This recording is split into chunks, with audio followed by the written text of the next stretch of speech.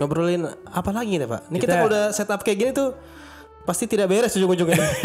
Gue gak tahu kenapa gue lebih seneng setup kayak gini sebenarnya karena ini bisa memberikan sesuatu yang segar, yang baru bagi orang-orang yang biasa nonton konten gadget karena biasanya kan konten gadget ya gitu aja. Banyakan gadgetnya daripada mukanya. Iya. Oh iya sih bener. Sekarang kebalik, banyakin mukanya. Semoga suka ya. Jadi kita mau bahas beberapa hal. Apa tuh? Terutama yang kemarin lagi ramai banget Pak. Sampai dihadiri oleh banyak tech reviewer sebenarnya ada sebuah media experience. Oke. Untuk Samsung Galaxy S21.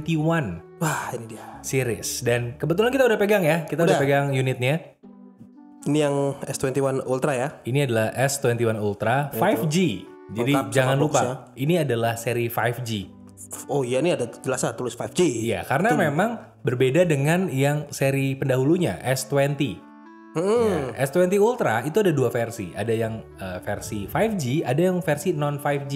Yang masuk Indonesia itu yang non 5G. Tapi emang ada di global ada ya? Ada ya, versi 5G ada. Jadi ini adalah versi yang 5G. Dan kita akan bahas mengenai handphone ini sedikit aja ngobrol karena untuk reviewnya gue bakal bikin sendiri terpisah. Jadi buat teman-teman yang berharap review lengkapnya nanti akan gue bikin secara spesial karena lagi gantian. Dan kalau misalkan pengen buru-buru, gue udah bikin videonya. Jadi, makanya gantian karena unitnya satu. Tapi gue bikinnya lebih ke impresi sih. Impresi gue tentang si S21 terutama yang Ultra ini ya. Iya. Gitu. Jadi karena Bapak udah bikin reviewnya nih, kita pengen ngobrol-ngobrol apalagi banyak pertanyaan yang masuk ke gue, Pak. Oke. Tentang Samsung Galaxy S20 Ultra ini sebelumnya. Jadi di Instagram gue udah ngumpulin beberapa pertanyaan dari teman-teman nih dari follower Instagram gue di @wisnukumoro.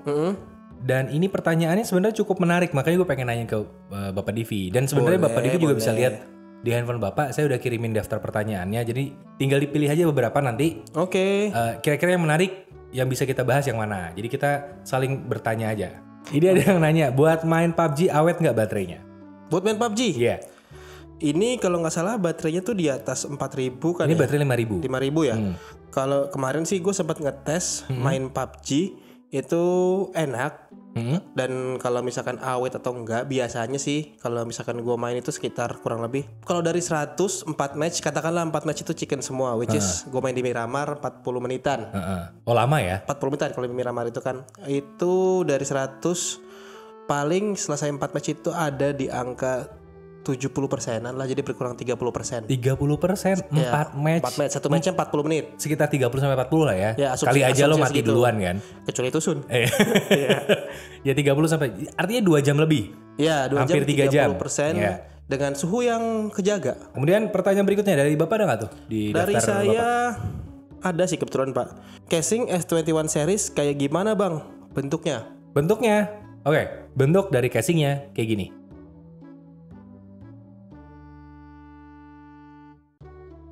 Oke, kameranya ada peningkatan signifikan nggak Bang? Nah, lo kan udah coba nih tadi buat ngambil-ngambil sampel foto, video.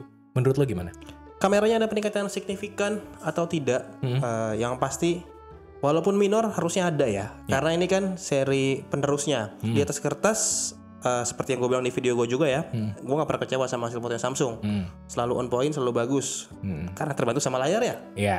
Tapi pun dipindahin ke layar laptop atau layar komputer itu tetap masih outstanding sih kalau berfoto. Dan improvement terbesar menurut gue ada di bagian videonya. Bagian videonya improvement terbesar. Terutama karena dia nambahin fitur-fitur semacam kayak director's view. Ada yang nanya juga sih tentang director's view. Fitur director's view, ada portrait video juga, terus masih banyak lagi yang lainnya dan single take juga masih dipertahanin. Oke. Dan lengkapnya mungkin kalian bisa cek ke channelnya Gadgetainment karena gue taruh di bagian deskripsi linknya untuk videonya, review seperti apa. Jadi cek aja ke situ atau tungguin review versi gue karena gue juga akan membahas itu lebih dalam lagi dibandingkan apa yang kita bahas di sini. Bayangin aja. Dia nanya, masih bisa Samsung Dex gak Bang? Pasti masih bisa. Samsung Dex pasti masih bisa karena seri flagship. Ya, mau pakai wireless ada. Kalau kalian punya konektornya dari USB-C ke HDMI juga itu masih bisa. Karena gue selalu pakai dulu. Gue sampai sekarang masih pakai. Jadi ini bisa ke operating system Windows dan juga bisa ke macOS. Kalau gue boleh sharing juga, gue sempat explore lebih lanjut si Dex ini ya, tapi bukan di seri ini. Kalau nggak salah itu di S20 FE sama di Note 20 Note 20. Ya. Itu sempat gue pairing ke TV yang memang bisa nge-cache via Dex ya. Itu entah kenapa kalau kita cache-nya dalam waktu yang lumayan lama, device-nya jadi panas. Dibayarnya tunai berarti? Hah? Di cash? Tunai ya malam ini, tunai. Itu tonight. Tonight. Udah ganti. Masa kalau acaranya itu Tonight Show, masa kan acaranya ini dong. Masa kredit show? Kredit show. Gak mungkin kan? Tonight Show, Tonight. Makanya Desta sama Vincent kayak gitu. Iya, 2 malam acaranya, Pak. 2 malam.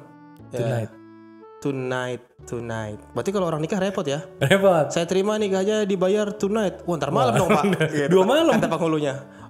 Tonight. Tetap balik lagi. Iya. Oke, lanjut. Ya, itu sih pengalaman gue pakai si Dex itu. Kalau mau lebih awet pemakaiannya biar device nggak panas, pakai kabel. Jadi itu salah satu tips dari tipsnya gua sih. adalah pakai kabel aja. Kalau untuk orang yang Pemakaian pengen jangka lama. Ya, jangkanya panjang. Kalau yang singkat-singkat sebentar doang kayak presentasi gitu, wireless lebih enak menurut gue. Betul sekali. Sebenarnya pertanyaannya banyak sih, tapi ini gua summary aja ya. Pertanyaan mengenai chargernya. Charger, oke. Nah, memang sih semua handphone ini bagus ya. Anti gores aja dapet loh. Anti gores udah ditempel ya? Udah tempel. Udah pre-install. Yoi, charger enggak. Chargernya nggak pre-install. Iya, chargernya tidak pre-install alias ya. Karena kalau di chargernya diinstal berarti nempel. Iya sih. Sampai batuk saya ya. Ya, kalau charger Emang nggak ada. begini loh. Ada Aoki. Ada Anker. Ada Hippo, ada Ugreen. Ya banyak lah. Banyak. Tapi untuk charger memang ini jadi sebuah hal yang belum biasa aja. Belum biasa. Ada yang bilang Samsung menjilat ludahnya sendiri lah. Enak ya? Apa? Enak ya? Nggak tahu, saya bukan orang Samsung. Enak ya? Tapi ada juga yang bilang ya memang seharusnya seperti itu. Karena kan alasan untuk meniadakan charger adalah mengurangi sampah elektronik. Dan sebenarnya secara prinsip gue setuju. Iya. Secara prinsip gue setuju. Tapi ini ya sulit gitu. Karena gimana pun ya sampah elektronik itu akan terus bertambah sebenarnya. Mengurangi dengan meniadakan charger, gue nggak tahu apakah ini efektif. Gue nggak tahu. Tentu tidak. Apa? Tentu tidak. Karena chargernya tetap dijual. Kalau chargernya nggak dijual baru efektif. Nah, solusinya adalah membuat protokol yang lebih universal. Kalau menurut gue seperti itu. Oke. Jadi kalau protokol chargernya universal, berarti kan sebenarnya lo nggak perlu punya banyak charger. Iya. Bener nggak sih? Satu device charger berlaku untuk semua gadget misalkan. Iya. Untuk semua gadget lo berlaku sama lah ibaratnya. Mungkin protokolnya beda-beda, tapi device-nya kompatibel dengan banyak protokol. Itu kan berarti memang benar-benar mengurangi sampah elektronik jadinya. Betul. Ya kan. Dan untuk Samsung ini, dia pakai protokol yang disebut PPS. Pipis. Bukan pipis. Itu PIPIS. Ini PPS atau Apa itu? PPS. Apa itu PPS? PPS. PPS. Oh, Nggak sampai dicium. wangi. Enggak. Itu adalah programmable power supply. Apalagi saya baru dengar ini. Jadi PPS ini. Jadi PPS ini adalah sebuah protokol tambahan. Bisa dibilang sebagai protokol tambahan yang mendampingi PD atau power delivery yang selama ini kita tahu. Power delivery, oke. Jadi power delivery itu kan adalah sebuah protokol di mana charger itu mempunyai kemampuan untuk mengalokasikan voltase yang masuk sesuai kebutuhan dari device yang di-charge. Iya, betul. Jadi kalau device-nya butuhnya sekian, yang dialiri sama dia cuma sekian. Disesuaikan. Disesuaikan. Jadi makanya rentangnya bisa tinggi banget dari cuma 10 watt sampai 100 watt. Biasanya gitu. Oh iya, ya betul. Makanya bisa sampai ke laptop, bisa berbagai device lah itu bisa. Ngecas aki bisa ya? Apa? Ngecas aki bisa. Tergantung umur berapa akinya. Akinya kuadrat, Pak. Aki-aki. Makanya umur berapa tergantung. Oh iya juga sih. Iya, Bisa kan? aki di charge-nya pakai apa ya? Pakai kayak semangat. Oh enggak, itu loh Pak, alat dokternya itu yang kejut itu loh. Itu bukan di-charge. Itu bantuan hidup, bukan di-charge. Itu pas sudah mau mati. Ada listriknya? Ada. Namanya apa? Iya sih, itu wireless charging, Pak. Apa? Karena nggak pakai kabel, ditempel. Iya. Saya pernah nyoba loh, hampir mau pakai setrikaan. Itu Kejut enggak, gosong iya. Ya itu kejut Pak. Waduh panas. Waduh panas gitu. Kenapa jadi ke situ ya? Tapi Pak, itu saya lihatnya di tangan kiri Bapak ada tato. tato. Bukan. Ini ya? Enggak, itu tuh. Nah ini. Jadi ini adalah salah satu chargernya Samsung. Oh, Bapak beli terpisah? Beli terpisah sebelum si S21 ini. Saya sudah punya duluan. Oh, tapi emang dijual ya? Memang dijual. Oke. Rentang harganya ya sekitar 300 ribuan lebih lah. Itu berapa Jadi, watt? Ini wattnya bisa sampai maksimumnya ya.